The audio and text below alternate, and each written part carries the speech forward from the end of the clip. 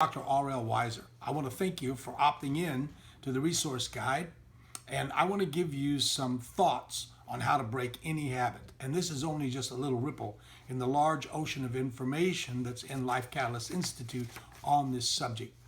How to break any habit. We're going to talk today in this first little bit about how habits are formed. Most of us have a habit or two that we would really like to change. It's usually something that causes us problems or maybe causes other people problems. And these are habits that get in our way, that hold us back, and in some cases stop us completely.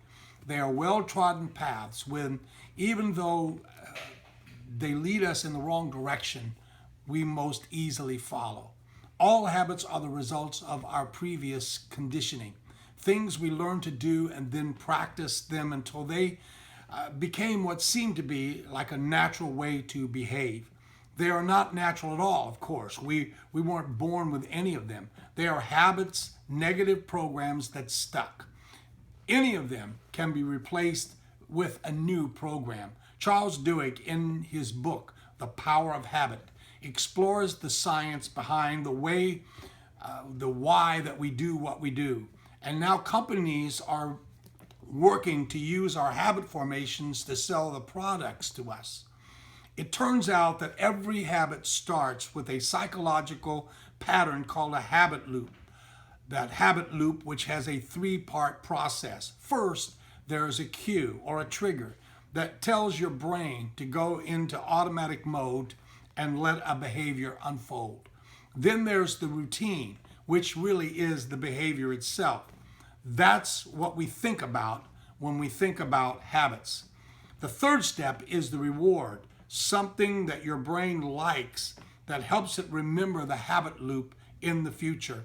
Neuroscientists have traced our habit-making behaviors to a part of the brain called the basal ganglia, which also plays a key role in development of emotions and memories and pattern recognition. Decisions, meanwhile, are made in a different part of the brain called the prefrontal cortex.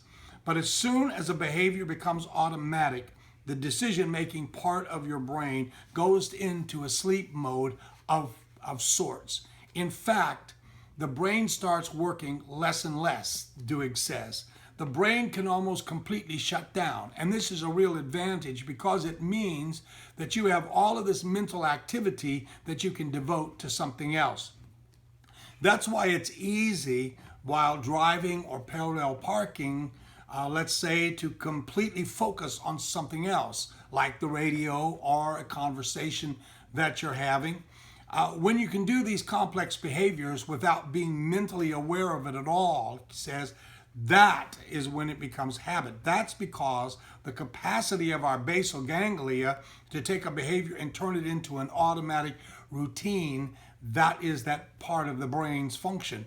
The basic truth is that thoughts we think over and over become like a rut in the mind. This rut is what we call the habit of thought, or a program like the program on a computer. It is so true that thoughts become actions, actions done over and over become habit, and habit becomes character, good or bad. I wanted to thank you for joining us today. This is actually session 1 in a series of 4.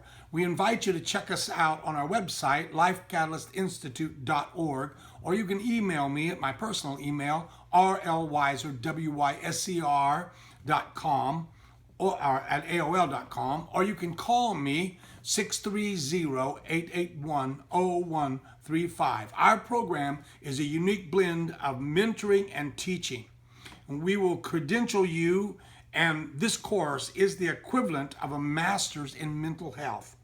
Once again, I want to thank you for joining me today.